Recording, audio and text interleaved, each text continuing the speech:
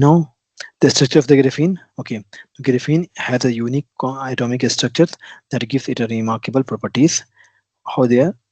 I must have to mention. Okay, okay. So I forgot to provide the diagrams here. Okay, so I can show you right now.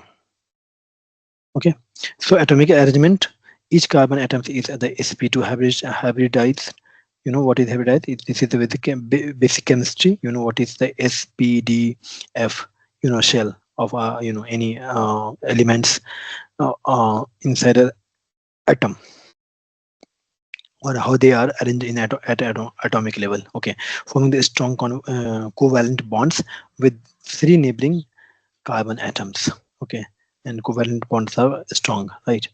The carbon atoms are arranged in hexagonal honeycomb, that is with the bond length of 0.142 nanometers. How you can say how small it is? It is just not the one.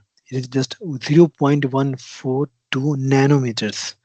Okay, you can imagine about how small it is.